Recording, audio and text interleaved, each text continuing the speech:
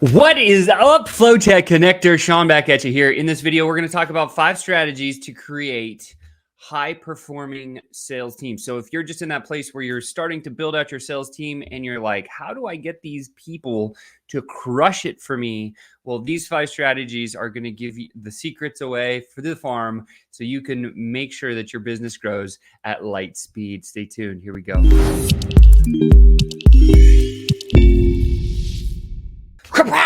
What's up, FlowChat connector? Sean back at you here with another FlowChat sales training high ticket tune-up. I'm hoping you're having a wonderful week so far and you've closed a bunch of deals. I'm really excited to share today's session because we're going to talk about 5 strategies to create high performing sales teams. So Ben asked this, he said, Sean, I just hired my first sales team. And he suggests how to get them to perform. And yes, there's 5 things that I guess I should do it over here. There's 5 things that I've found over the course of almost 25 years in the space that I want to share with you today that I believe if you're just getting started building your sales team, this is really going to help you. So here we go. Let's dive into the slides. I'll make them a little bigger. Number 1, the first thing that we can do to really boost the high performing sales team is creating or developing a culture of transparency. See, when everybody is aware of what the goal is, and then also where we stand as like a snapshot of like, here we are, this is where we're trying to go. Here we are, this is where we're trying to go. And it's done on a routine basis, whether it be daily, weekly, monthly.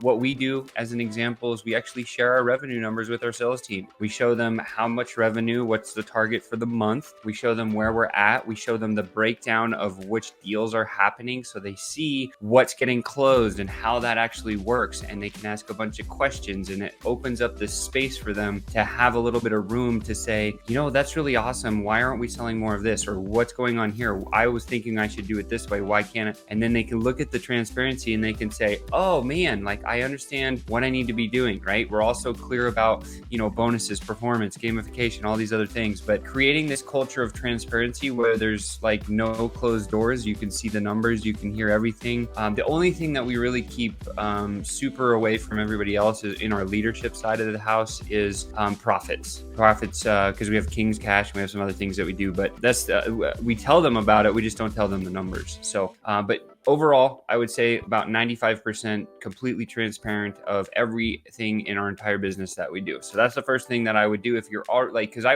used to work with a guy who said never do this and was the total opposite. And what he would do is he would never tell anybody the numbers. He would just say, hey, we're close to the goal or we're not. And this was in a facility where we had hundreds of people working in our factory, and the morale was completely shot. See, because what happened was when that company actually got sold, my business partner sold it out from underneath me, which was a big long story that I won't go into now. The effects of the new organization that came in actually had more transparency than he did. And so when they brought that out to the shop and the floor and all the people in the factory, like there was a full-on shift or a change. And at that moment in my life, I realized I was like, oh, we have to be transparent about everything we do, because if we are, then there's no unturned questions or like there's not this hostility that gets built up. Sometimes what I found is like if a lot of the people would get really hostile towards my old business partner because he would never share anything. And so just to eliminate that, just develop a culture of full transparency. Strategy number 2, let's move on. We need a cadence. If you don't have a steady cadence that your sales teams can link onto, this is going to be one of the most important things that you can do.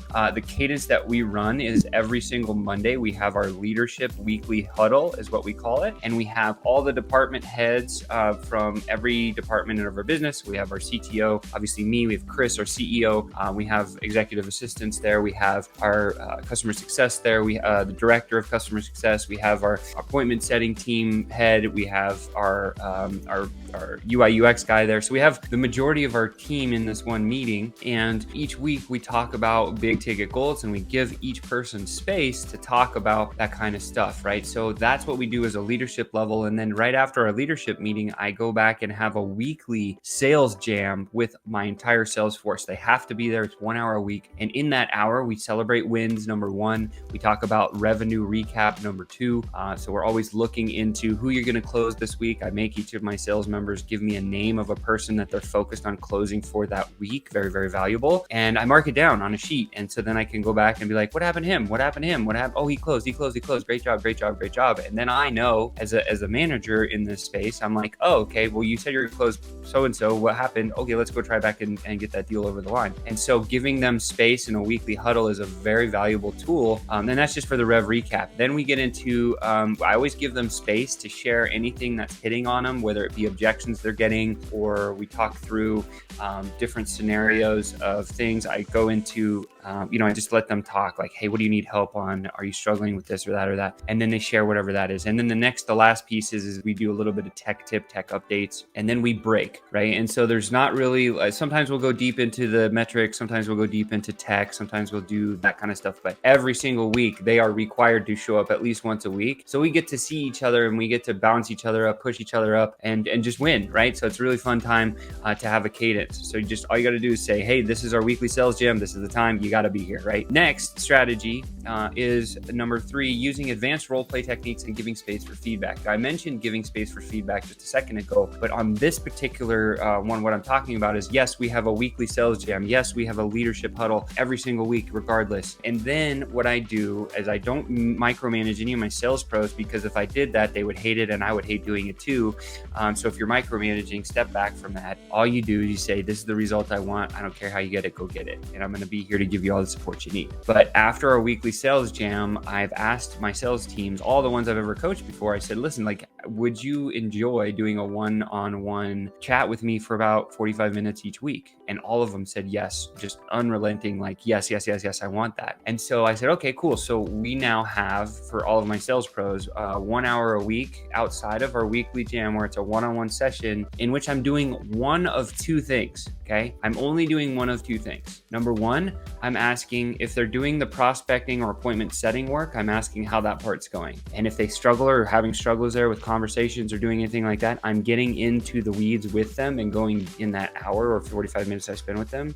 And number 2, if they're good on the appointment setting side of the house, then we say, let's talk about your sales calls. I want to make sure that you're building in your sales process, meaning what are the steps you take through a prospect every conversation from start until close deal. And so what we do, the advanced role play technique that I've never seen anywhere else, this is something that I do, I'll share it with you guys because it's really valuable, is I will say, which sales call do you want to review this week? And they say this one. I'll actually pull the recording live in my one-to-one meeting, and I speed it up to 2 or 3x speed, whatever I can comprehend. I'm usually a 2x is 1.75 2x, and I hit play from 0, and I watch the sales call with them watching themselves in the call. Yeah, a little awkward and weird at first, especially if you're the sales pro, but here's what happens. We get into the first couple of minutes of the sales call. I pause the video and I say, you did this well, you did this horribly. This is another alternative of what you can do right here in the sales conversation when you're moving forward. Then I click play again and we go through and we hit the next stage in the sales process.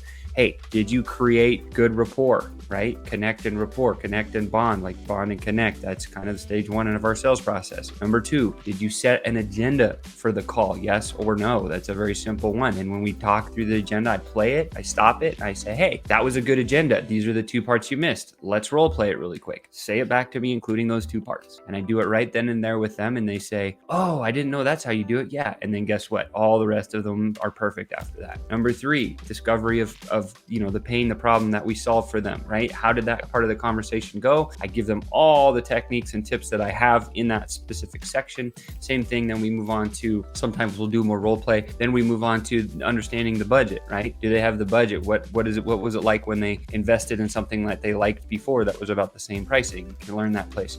Then I get into decision process, and then we get into how to get them to take the next step, which is called the close, right? And then of course the clear future. And so that's our sales process that we go through each and every sales call, and we do it religiously. Why? Because it gives structure. It gives structure to my sales pro, and then they can win. Okay. Number 4, gamify results, create competition rewards, and based on performance. Again, setting the goal and then having them hit the goal, and then a personal goal, and make sure to reward them. We typically do like a $20 guilty pleasure.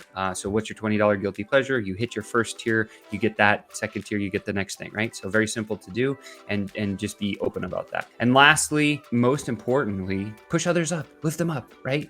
Lift your team up, do all the closing. Look, no one's going to close as good as you do in your business, but remember, That's okay, because your job is to help them gain confidence and conviction in your products and service. And when you do that, they will fly, right? And sometimes it takes anywhere, when you start building a sales team from scratch, set your mental game to know that it might take up to 6 to 8 months to get the teams and systems tuned to where you want them to. Don't think it's going to happen in 30 days. Typically never does. It can, but it typically never does. And with that says, that's the one thing that I wanted to share with you today. I hope this was valuable. I know this totally transformed how I was actually building sales teams. And I could tell you that as soon as I implemented these things, like everything exploded for every business that I've ever done. So all of this is exactly why you have such an awesome culture with FlowChat. Super inspired. Thank you. That's so kind of you. Pam says truth. I got a couple of hellos. So freaking grateful to know it. Hey, Pam, Dr. Pam, you're incredible. Thank you for being here, guys. Again, you've just been tuned up. Don't forget, show up again next time. I can't wait to see you. Smash that like button. And of course, if you're watching, please subscribe to the channel. We need to feed the algorithm god so we can get this content out to more people. And until we see you next time, we'll talk soon. Bye for now.